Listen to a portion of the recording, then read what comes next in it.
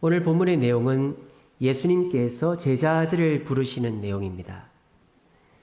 우리는 이 말씀을 자주 듣고 알고 있기 때문에 별로 이상하게 생각이 안 드시겠지만 예수 안 믿는 사람이 이 얘기를 들으면 기겁을 할 이야기입니다. 예수님께서 형제들을 부르시죠. 첫 번째는 베드로와 안드레, 두 번째는 야고보와 요한입니다. 근데 이들을 부르실 때 예수님이 길게 말씀하지 않습니다.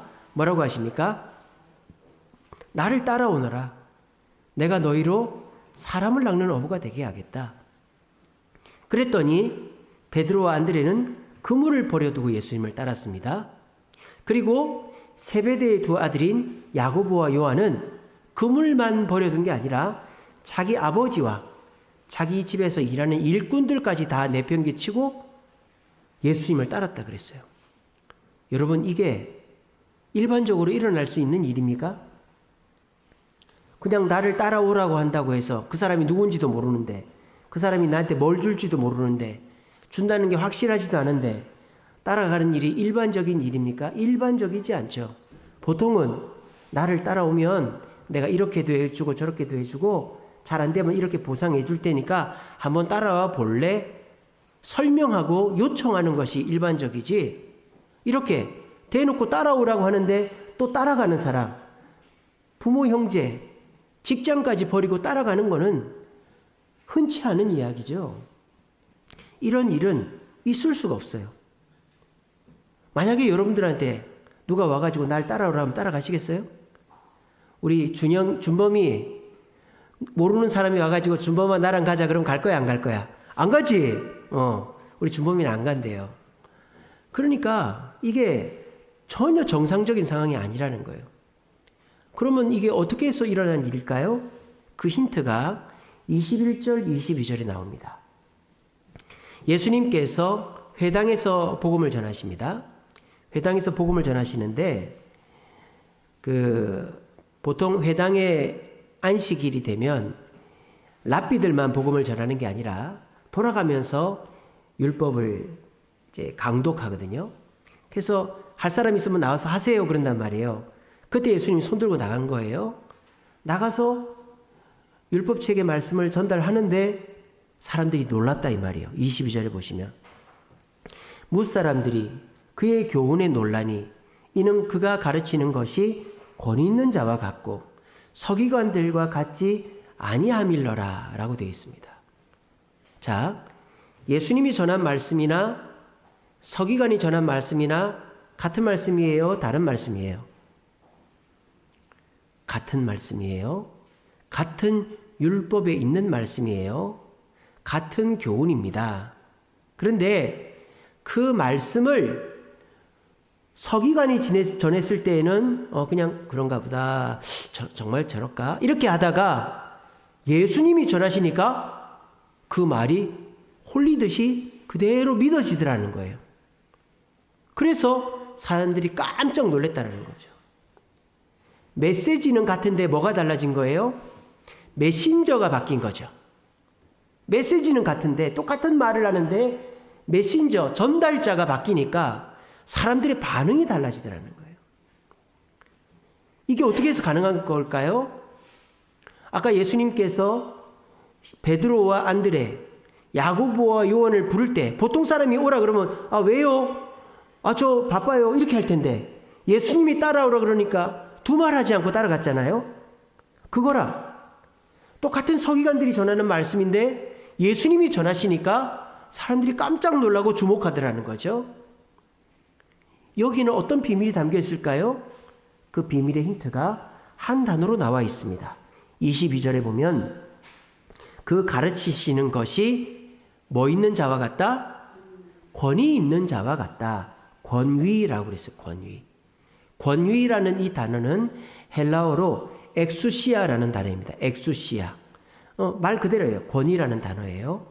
근데 이 권위라는 단어가 영어로는 alternative예요. A-U-T-H-O-R-I-T-Y. alternative.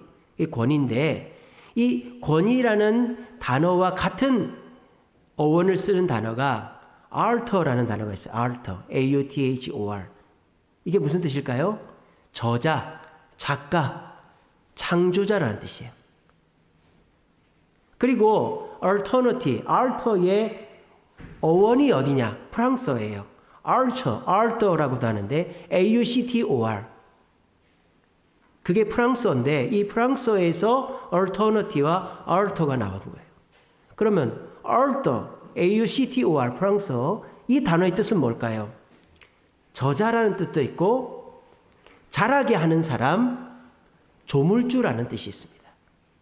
창조자라는 뜻이 있다 이 말이에요. art에 auctor에. 그러니까 이 말을 다 조합해 보면 뭐예요? 여기에서 엑수시아, art라는 단어는 창조자라는 의미를 갖고 있다 이 말이에요. 그러니까 예수님께서는 지금 진리를 전달하는 사람, 축복을 전달하는 사람이 아니라 진리 그 자체이시고 축복 그 자체이신 것을 베드로와 안드레가, 야고보와 요한이, 회당에 모였던 사람이 느끼게 되었다 이 말이에요. 설명이나 납득 없이. 그래서 두 형제들은 예수님을 따르게 되었고 회당에 있는 많은 사람들은 예수님을 주목하고 놀라게 되었다라는 것입니다. 어떤 말씀을 전하는가도 중요하지만 어떤 사람이 나에게 전해주는가를 느끼고 인식하고 말씀을 듣는 것이 더욱더 중요하다는 것을 우리는 알 수 있습니다. 자, 여기 앉아 계신 분들 중에 금덩어리를 제가 하나 준다 칩시다. 그러면 안 받으실 분 손 들어보세요. 안 받으실 분. 근데 만약에 길거리를 지나가는데 누가 여러분들한테 금덩어리를 준다. 그럼 받으시겠어요? 안 받으시겠어요? 함부로 받으면 안 됩니다. 예. 사람이 먹는 거를 잘 먹어야 건강하게 오래 사는 겁니다. 아무거나 먹으면은 큰일 나요. 같은 금덩어리라도 그거를 누가 주느냐에 따라서 물어봐야 되는 거예요. 이게 어디서 난 거예요? 이거 왜 주는 거예요? 이거 받아도 되는 거예요? 물어봐야 되는 거예요. 근데 만약에 그 금덩어리에 이름이 찍혀 있다 칩시다. 뭐 박희재 거 또는 뭐 누구누구 거. 근데 그 금덩어리를 주는 사람이 그 이름이 찍혀 있는 사람, 그 사람이라면 받아도 됩니까? 안 됩니까? 그럼 받아도 되는 거예요. 주인이 주는 거니까. 자기가 주는 거니까. 무슨 말인지 알겠습니까? 서기관들은 예수님의 말씀을 전달하는 사람이지만 예수님은 그 말씀의 창조자, alternative, arter, 엑수시아라 이 말이에요. 그러니까 그분이 직접 말하니까 그 말에 대해서는 그냥 받아들여도 아무런 문제가 없다라는 것입니다. 요즘에 우리가 뭐 이렇게 콜센터 전화하면 제일 첫 마디가 뭡니까? 사랑합니다 고객님 그러지 않습니까? 근데 그 말 듣고 가슴이 찡하고 그 말 듣고 가슴이 막 뭉클하고 이런 사람 없죠? 왜? 그 말은 그냥 의례적으로 하는 수식어이기 때문입니다. 똑같은 사랑한다라는 말인데 그 말을 부모님이, 여러분들을 낳고 키워준 부모님이, 특별히 경상도 부모님처럼 뭐 사랑한다 이런 말 간지러워서 안 하는 부모님이 사랑한다 이렇게 하면은요 그 말이 절대 잊혀지지가 않는 거예요. 제가 저희 아버지한테 이 사랑한다는 말 한번 들어보려고 얼마나 애를 썼는지 몰라요. 근데 죽어도 안 하더라고. 죽어도. 제가 이제 신대원을 전에도 말씀드린 적 있지만 신대원을 가려고 이제 신대원을 가면 집을 떠나니까 아버지랑 관계를 좋게 하고 가려고 이제 제가 그때 학원 강사를 하고 있었으니까 월급을 타면 아버지가 좋아하는 게 보신탕, 뭐 삼계탕 이런 거 좋아하셨거든요. 그런 거 사드리면서 막 이런저런 얘기를 합니다. 그러면 아버지는 가만히 듣고만 있어요. 그러면 끝에 가면 제가 항상 아버지 저 사랑합니까? 아버지 사랑한다고 한마 해주이소. 그런단 말이에요. 하고 가만히 있습니다. 절대 안 합니다. 몇 달을 그렇게 했습니다. 근데 제가 이제 올라갈 때가 됐는데도 계속 아버지 어머니한테 왜 그랬습니까? 저한테 왜 그랬습니까? 교회 이렇게 잘 다니실 거면서 왜 저 뭐 교회 못 가겠습니까? 아무 대답을 안 하는 거예요. 왜 대답을 안 하겠어요? 지은 죄가 있으니까 대답을 안 하죠. 아무 말도 안 하는 거예요. 근데 제가 딱 한마디에 만족을 했습니다. 그 말에 만족하고 더 이상 안 물어봤어요. 제가 아버지 좀 저 사랑하는 거 맞습니까? 사랑한다고 말 한마디 해주면 안 됩니까? 그 부모들은 그 말하기가 참 힘든가 봐요. 그죠? 저는 애들한테 사랑한다는 말 가끔 하는데 그 우리 아버지 어머니들 중에 자식한테 사랑한다는 말 잘 못하시는 분들 그 말 한마디면 애들 태도가 많이 바뀔 거예요.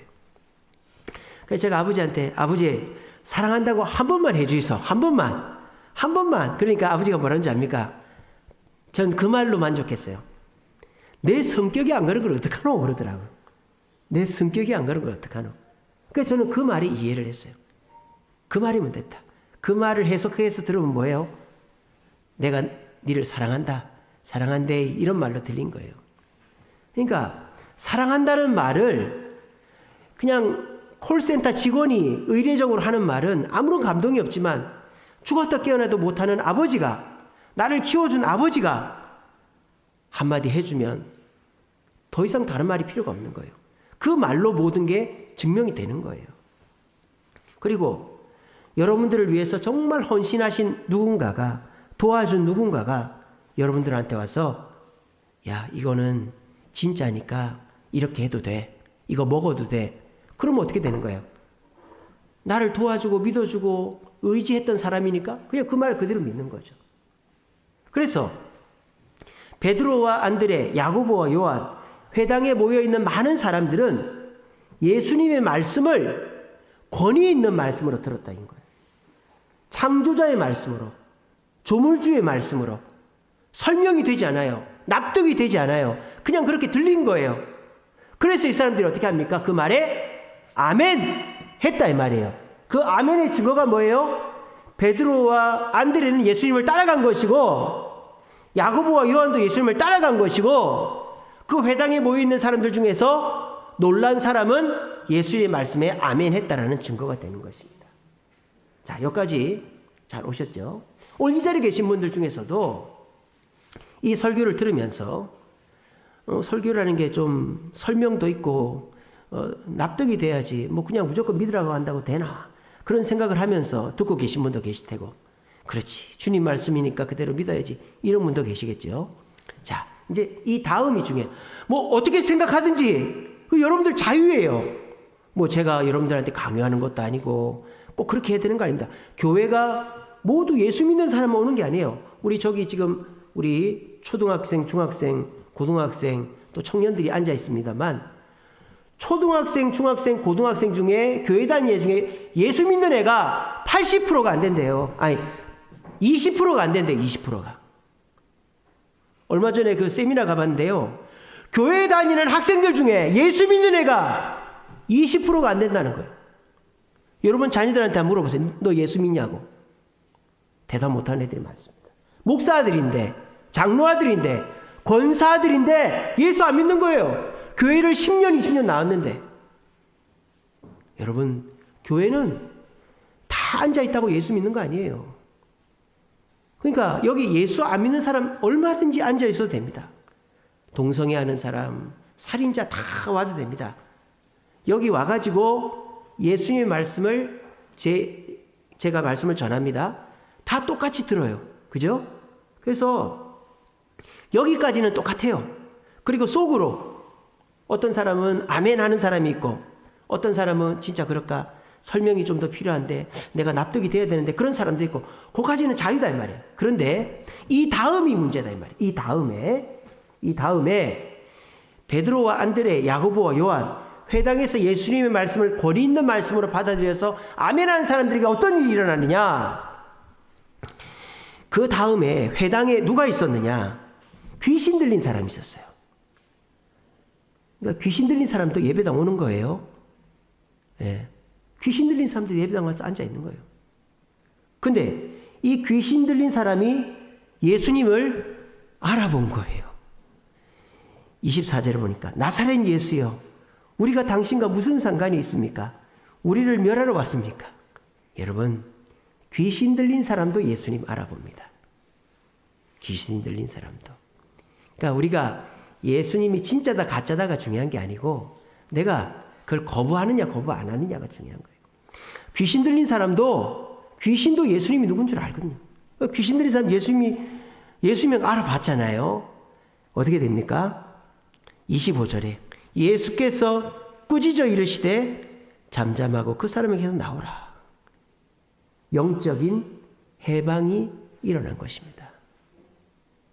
예수님의 말씀을 권위 있는 말씀으로 엑수시아로 창조자 조물주의 말씀으로 설명이 되지 않고 납득이 되지 않아도 받아들이는 사람에게는 귀신이 떠나가는 영적인 해방이 이루어지는 줄로 믿으시기를 바랍니다. 또 어떤 일이 벌어집니까? 30절입니다. 시몬 베드로죠. 베드로의 장모가 열병으로 누워 있었다 그랬어요. 예수님께서 손을 잡아 일으키시니 열병이 떠나갔다 그랬습니다. 삶에 문제가 있는 사람도 예수님의 말씀을 엑수시아 권위 있는 말씀으로 설명이나 납득 없이 받아들이면 그 사람의 가장 중요한 삶의 문제도 해결되게 될 줄로 믿으시길 바랍니다. 여러분, 오늘 이 자리까지 나오시는 것 너무너무 고생하셨습니다. 요즘같이 이렇게 덥고 또 오늘 비도 오고 하는데 교회 오는 것이 쉽지가 않죠. 그리고 여러분들이 이 교회 와서 이렇게 하나님의 말씀을 듣는다는 것 자체가 절반 이상 성공한 것입니다. 그런데 여기에서 여러분들에게 진정한 열매, 실질적인 도움이 이루어지려면 예수님의 말씀을 그 말씀을 누구의 말씀으로 받아들이는가 하는 것이 중요하다는 거예요. 똑같은 말씀인데 이거를 박희재가 전하는 걸로 받아들이면 설명이 필요하죠. 그리고 납득이 돼야 돼요. 근데 이 말씀을 박희재가 아니라 이 주세움교회 담임 목사가 전한다고 생각하고 예수님께서 그 담임 목사를 통해 말씀을 전하신다고 받아들이면 설명이나 납득 없이 그 말씀을 받아들이면 이유는 모르겠지만 어떻게 되는지는 모르겠지만 여러분들을 괴롭히는 그 사탄 마귀의 영적인 권세에서 해방되고 여러분들이 지금 겪고 있는 많은 개인적, 가정적, 육체적, 환경적, 직장적 고민에서 하나님께서 해결해 주시는 줄로 믿으시기를 바랍니다. 예수님은 이 땅에 계시지 않습니다. 예수님은 하늘나라에 가셨어요. 그러면 예수님의 그 권위 있는 음성, 엑수시아의 음성, 알터의 음성을 들을 수가 없겠네요. 그렇죠. 직접 들을 수는 없죠. 하지만 예수님은 이 땅에 뭘 남겨놓고 가셨습니까? 성경 말씀과 성령님을 남겨놓고 가셨습니다. 우리가 이 성경 말씀을 겸손한 마음으로 아멘 하려고 하는 마음으로 설명이나 납득 없이 아멘 하려고 하는 마음으로 성경을 읽을 때 누가 역사하시는 거예요? 성령이 역사하시는 거예요. 그러면 내 눈이 밝아져서 내 몸의 병도 치료될 뿐만 아니라 나를 사로잡고 있는 사탄 마귀의 권세가 떠나가서 설명되고 납득되어지지 않지만 내 삶에 참된 자유와 기쁨이 임하게 되어지는 것입니다. 예수님의 말씀을 들은 사람들은 많습니다. 많은 유대인들이 들었습니다. 그리고 예수님을 독대했던 사람도 있습니다. 니고데모입니다. 하지만 그들에게는 이런 권위적인 역사가 일어나지 않았습니다. 왜 그럴까요? 말씀을 순수하게 믿음으로 아멘하며 받아들이지를 않았기 때문입니다. 오늘 이 자리에도 마찬가지입니다. 예수를 믿던 안 믿던 상관없습니다. 이 자리에 앉아있는 사람들 중에 예수님의 말씀을, 오늘 이 성경 말씀을 저의 말씀으로 받아들이지 않고 예수님의 말씀으로 받아들이고 아멘하는 자에게 영적인 해방과 문제 해결의 축복이 일어날 줄로 믿으시기를 바랍니다. 예수는 역사다라는 영화가 있습니다. 원래 1400만 부가 팔린 책인데 이 책이 영화로 만들어졌어요. 2007년도인가 17년도인가 영화로 만들어졌는데 예수는 역사다. 저는 본 적이 있습니다. 근데 그 영화는 실화예요, 실화. 닉 리 스트로벨이라는 미국 신문 기자인데, 이 기자가 변화되는 과정을 이제 영화로 만든 거예요. 리 스트로벨. 이 사람이 이제 시카고에 있는 한 신문사 기자인데, 이제 아이를 하나 데리고 아내랑 식당에 가서 밥을 먹었어요. 근데 딸애가 사탕을 먹었는데 그 사탕이 목에 딱 걸린 거예요. 캑캑캑 하고 있는 거예요. 얼굴이 파래져가지고 애가 죽어가는 거예요. 그래가지고 이 아버지는 애를 안고 빨리 의사를 좀 불러달라고 뭐 911을 불러달라고 막 하는데, 갑자기 옆에 있던 흑인 아주머니가 오셔가지고 이 애를 뒤집어 놓더니 등을 막 때리는 거예요. 어떻게 됐을까요? 사탕이 콱 하고 튀어나온 거예요. 그 애가 살아난 거예요. 그러니까는 이 리 스트로벨하고 그 아내가 너무너무 고맙다고, 생명의 은인이라고. 그랬더니 그 흑인 아주머니가 뭐라는 줄 알아요? 하나님께서 하신 일입니다. 그렇게 얘기를 한 거예요. 이건 제가 한 게 아니라 하나님께서 하라고 하신 일입니다. 오늘 제가 이 식당에 온 것도, 또 리 씨가 여기 온 것도 다 하나님의 뜻입니다. 이렇게. 그러니까 이 사람이 그때 기분이 팍 상해버린 거예요. 왜? 이 사람은 철저한 무신론자거든요. 눈에 보이는 것만 믿는 사람이었어요. 납득이 되지 않으면 절대 믿지 않는 그런 사람이었습니다. 그래서 일단은 뭐 예의 범절이 있어야 되니까 알겠습니다, 감사합니다 하고는 집에 갔어요. 근데 그 순간에 똑같은 장면을 봤잖아요. 딸애가 사탕에 죽을 뻔했는데 어떤 흑인이 간호사였어요. 그 흑인이 딸애를 살려줬는데 이것이 하나님의 은혜입니다라는 말을 똑같이 들었는데, 그 아내는 그 말에서 엑수시아를 느낀 거예요. 권위를 느낀 거란 말이에요. 그래서 그 아내는 그 이후로부터 교회를 나가기 시작합니다. 그리고 예수를 믿게 됐어요. 그 아내와 딸은 예수를 믿습니다. 근데 그 남편은 예수가 믿어지지 않는 거예요. 누구처럼? 니고데모처럼, 감동받지 못한 유대인들처럼, 지도자들처럼. 그래서 아내를 따라 교회를 나가지만 이 남편은 도무지 믿어지지가 않는 거예요. 그리고 점점 더 하나님 앞에 헌신하는 아내를 보며 막 짜증이 나는 거예요.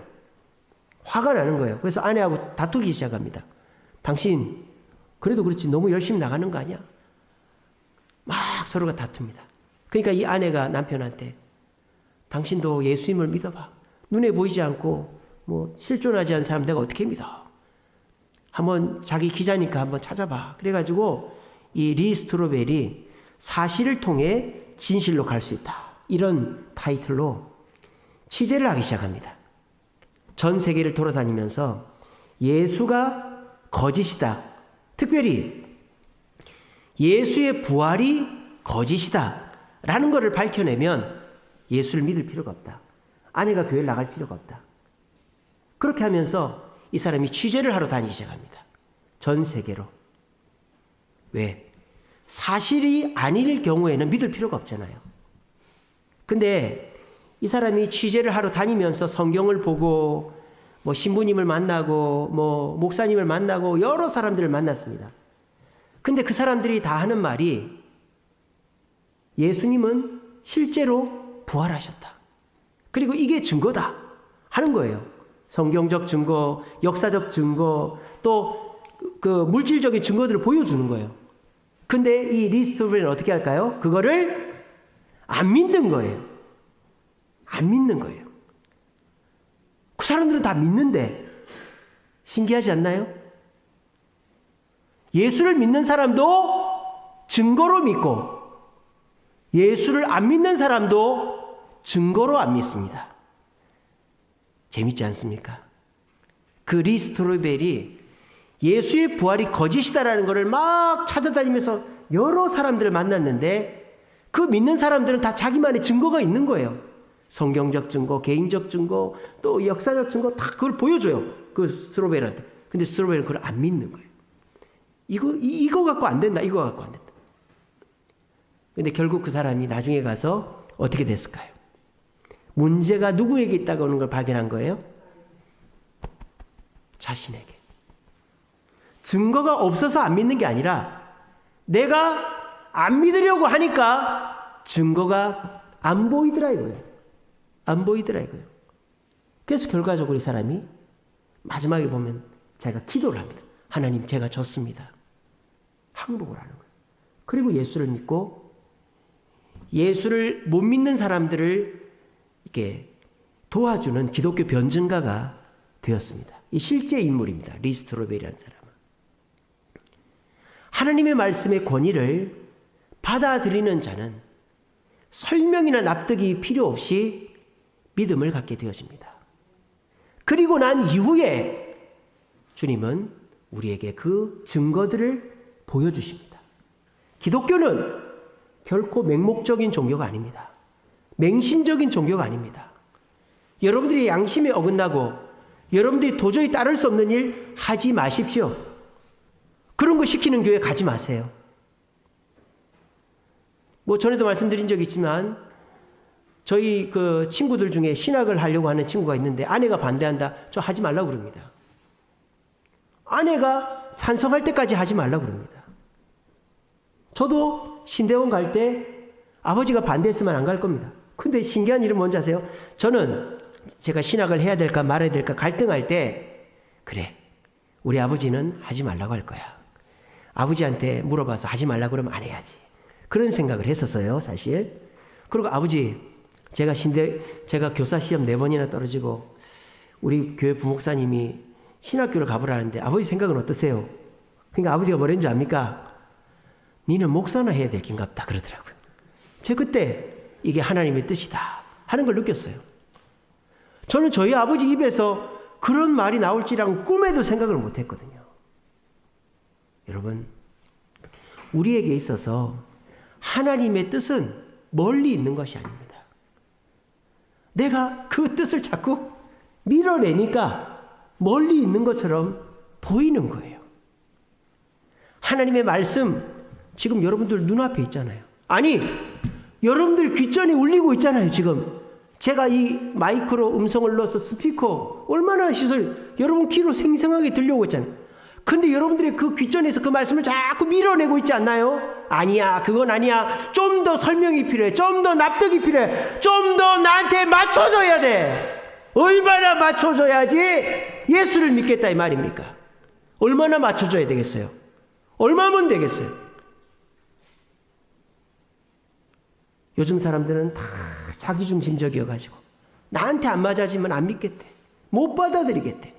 그러니까 영적인 해방과 문제 해결의 축복이 없는 것입니다.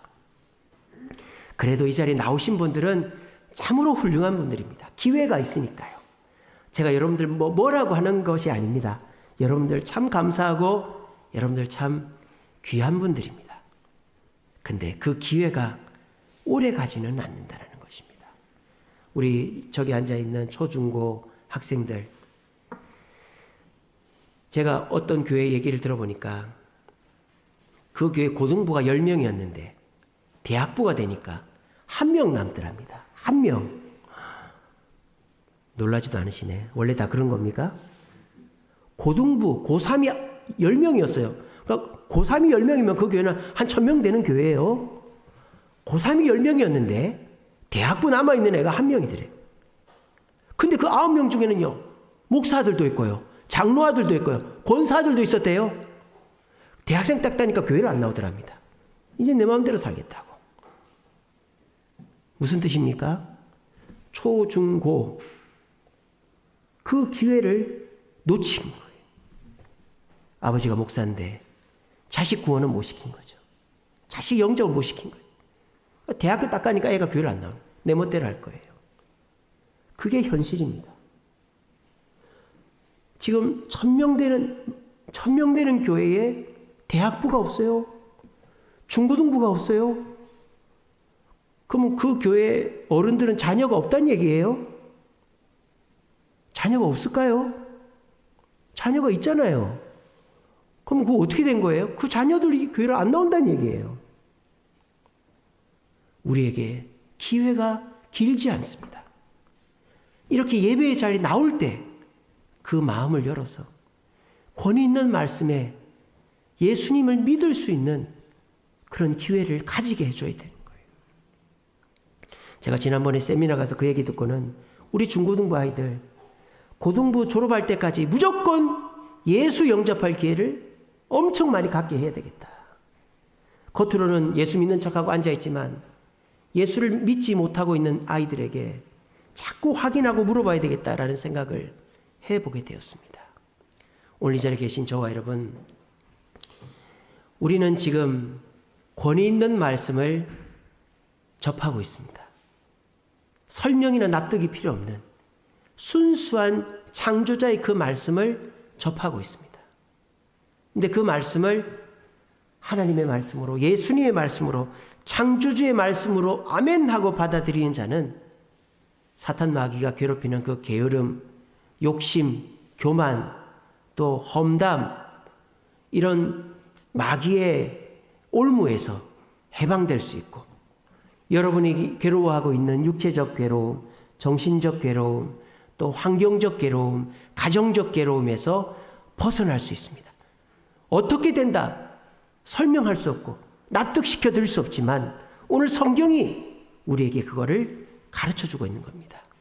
리 스트로벨은 예수가 거짓이다라는 명제를 가지고 성경을 연구하고 자료를 찾았더니 예수는 진짜다라는 결론을 내리게 되었습니다.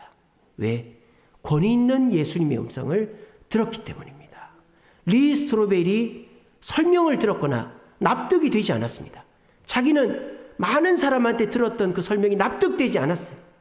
그렇지만 그 말씀이 납득되어서가 아니라 권위 있는 예수님의 음성으로 찾아왔기 때문에 그 사람은 변화될 수 있었던 것입니다.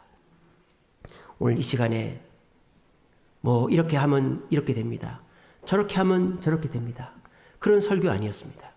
하지만 하나님의 말씀을 어떤 사람의 말씀으로, 누구의 말씀으로 듣는가가 중요하다는 말씀이었습니다.